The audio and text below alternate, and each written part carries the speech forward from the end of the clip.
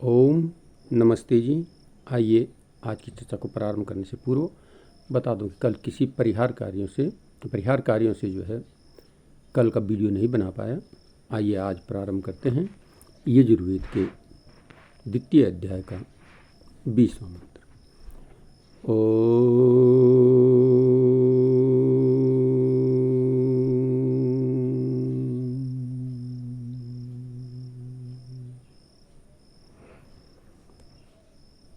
अग्नये दब्धायो शीतम पाहि मादिद्यो पाहि परसिते पाहि दुरिष्टे पाहि दुर्दम्या अविश्यम नापितुम किर्णु सुषदाम योनो स्वाहा वाडग्नये संवेशपतये स्वाहा सरस्वती यशो भगिनी स्वाहा। तो आइए आज की चर्चा में इस मंत्र में परमात्मा के द्वारा कहा गया है कि जो मनुष्यों को जो सर्वव्यापक सब प्रकार से रक्षा करने, उत्तम जन्म देने, उत्तम कर्म कराने और उत्तम विद्या व उत्तम भोग देने वाला जगदीश्वर है, उसी का सेवन सदा करना चाहिए। उसी का सेवन सदा करने योग्य है, उसी का सेवन करना चाहिए। तथा जो यह अपनी सृष्टि में परमेश्वर ने भौतिक अग्नि रची है, प्रत्यक्ष सूर्यलोक जो प्रत्यक्ष दिखाई देता है, सूर्यलोक सूर्य की अग्नि, और बिजली रूप से जो अग्नि को प्रकाशित किया है, वह भी अच्छी प्रकार से विद्या से उपकार लेने में संयुक्त किया हुआ सब प्रकार से रक्षा और उत्तम भोग का हेतु होता है। इन अग्नियों का ठीक ठीक प्रकार से उपयोग किया जाए तो ये हमारे जीवन को सुख देने वाले होते हैं, उत्तम भोग प्राप्त कराने वाले होते हैं।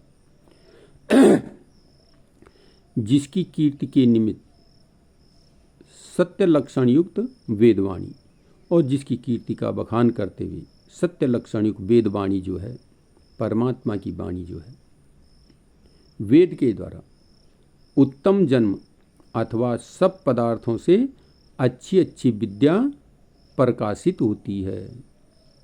वेद के जानने से कहते हैं अच्छी अच्छी विद्या, उत्तम उत्तम विद्याओं को प्राप्त किया जा सकता है, जिनसे अनेक प्रकार से लाभ लिया जा सकता है।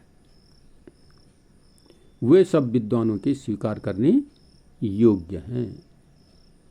इसको सबको जो है, सब विद्वान मनुष्य जितने भी हैं उनको जो है इसे समझना चाहिए, इसे स्वीकार करना चाहिए, इसकी स्वीकृति को समझना चाहिए।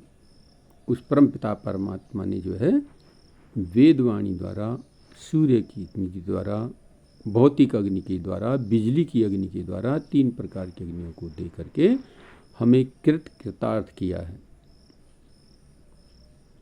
और इस अग्नि से हम जो है अनेक प्रकार के लाभ ले सकते हैं।